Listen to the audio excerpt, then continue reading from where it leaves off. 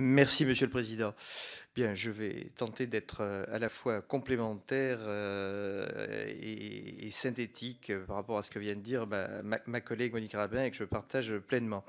Dans quel contexte sommes-nous tout d'abord? Nous sommes dans un contexte d'absence de croissance qui est de 0,4% en 2014, d'absence d'inflation, 0,3% sur l'année, et d'une restriction budgétaire qui impose une diminution des crédits et une rationalisation de l'usage des crédits. Il vient d'être fait mention de la fusion de l'AFI et du BIFrance. Nous avons un solde de balance globale qui poursuit son amélioration. Le déficit se réduit d'année en année depuis 2011, en raison surtout d'un recul de nos échanges ou nos importations qui régressent plus vite que nos exportations, ce qui explique une amélioration du solde et du taux de couverture. Nous sommes dans un contexte de ralentissement des échanges à l'échelle planétaire. Alors la facture énergétique pèse toujours aussi lourd dans le déficit global puisqu'elle est de 83% du déficit, malgré une baisse conjoncturelle des importations l'année dernière. L'hiver a été plutôt clément et il y a eu une chute du prix du baril. La balance France des services est largement excédentaire, 33 milliards, et croît régulièrement et continuellement depuis 2005, même si elle ne représente qu'un quart des exportations totales françaises en biens et services. Les moteurs habituels de l'export français tournent au ralenti, à l'image de l'agroalimentaire qui passe de la deuxième à la troisième place en matière d'excédent sectoriel de la France entre le second semestre 2013 et le premier semestre 2014. Alors l'entrée en guerre des monnaies peut présager un avantage certain pour l'export français. Le cours de l'euro a baissé de 10% par rapport au dollar sur les 6 derniers mois et de 7% par rapport à la livre sterling. Je sais que Bercy prévoit qu'une dépréciation de l'euro d'environ 10% entraînerait une hausse de 0,6% du PIB après un an et de 1% après 2 ans. Alors nos soldes bilatéraux avec la majorité de nos partenaires européens sont en nette amélioration entre le second semestre 2013 et le premier semestre 2014.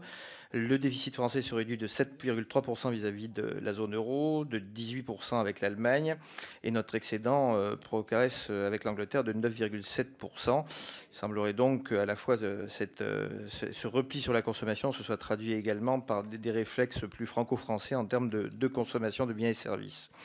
Le commerce français est donc toujours majoritairement orienté vers l'Union européenne, puisque 60% de nos échanges relèvent de cette logique. Alors nous sommes dans un nouveau contexte où le gouvernement a adopté une logique d'unification de l'action extérieure de l'État sous la tutelle du MAE, enfin MAEDI maintenant.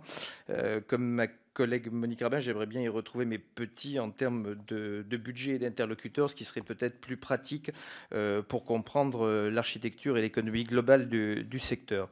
Je me suis permis sur ce rapport, pour ceux qui auront l'amabilité et la patience de le lire, de faire deux focus. Le premier sur la culture et la francophonie, puisque nous possédons la sixième langue la plus parlée au monde avec 220 millions de locuteurs. Le français est une langue de culture de l'exportation culturelle. C'est la langue la plus utilisée après l'anglais pour la diffusion cinématographique, par exemple, et littéraire. Et je voulais souligner, ce qui est la preuve que votre rapporteur est dénué de tout sectarisme, le succès absolu du crédit d'impôt cinéma, qui a rapporté 129 millions d'euros de recettes directes pour un coût seulement de 42 millions d'euros et qui, pour 1 euro de crédit accordé, génère 11,60 euros de dépenses dans la filière du cinéma. C'est un succès qu'il faut souligner dans ce secteur. Un petit focus également sur le tourisme, compte tenu du fait qu'il s'agissait d'une grande cause nationale qui avait été voulue par le président de la République. Et les enjeux de tourisme ont été posés par les conclusions des assises du tourisme. Nous sommes aujourd'hui la première destination en termes de flux touristique avec 83 millions de visiteurs.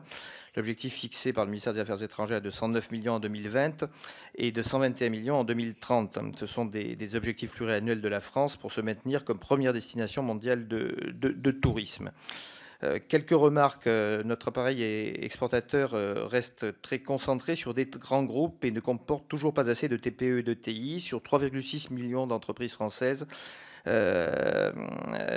Pourquoi millions? 326, oui, 3,6 millions d'entreprises françaises. Nous n'avons que 121 000 qui sont exportatrices, contre par exemple 300 000 en Allemagne. Je crois que sur ce plan-là, la coopération décentralisée peut constituer un atout considérable. Il ne faut pas négliger l'atout territorial qui est vraiment le premier partenaire des entreprises dans leur démarche à l'export à travers les plans régionaux pour l'internalisation des entreprises et les régionaux du BIFrance. Et je pense que sur ce plan, la réforme territoriale en cours doit bien prendre en compte ces secteurs en matière d'économie. J'aurais trois questions très brèves. La première question qui me semble la plus importante, dans le cadre des négociations du partenariat transatlantique, je souhaiterais faire part de mon inquiétude vis-à-vis du cheval de Troie juridique qui est le mécanisme de règlement des différents investisseurs État, l'ISDS, qui permettrait, au nom de la libre concurrence, à des exploitants américains de gaz de schiste ou, par exemple, de bœuf aux hormones, de traîner l'État français devant des juges siégeant non élus et, en plus, à huis clos. Alors, quelles sont les intentions du gouvernement face à cette disposition plutôt antidémocratique qui menace à la fois la souveraineté de l'État, délocalise sa justice hors des juridictions et qui tire vers le bas le mode de vie des citoyens? J'aurais rigoureusement la même question que Madame Rabin, donc je ne reviendrai pas là-dessus sur la fusion AFI-UBI-France, avec un petit focus sur le fait que quelles sont les garanties d'équité que le gouvernement peut fournir s'agissant d'une fusion où l'AFI est dotée d'un contingent et d'un budget très inférieur à UBI-France. Et enfin, en troisième question, la France est la première destination touristique mondiale et elle figure en troisième position en matière de recettes générées par cette activité. Après les assises du tourisme, quels sont les enseignements retenus pour optimiser la monétisation des flux touristiques et de faire de la France la première destination touristique en matière de recettes générées? Je vous remercie. Si,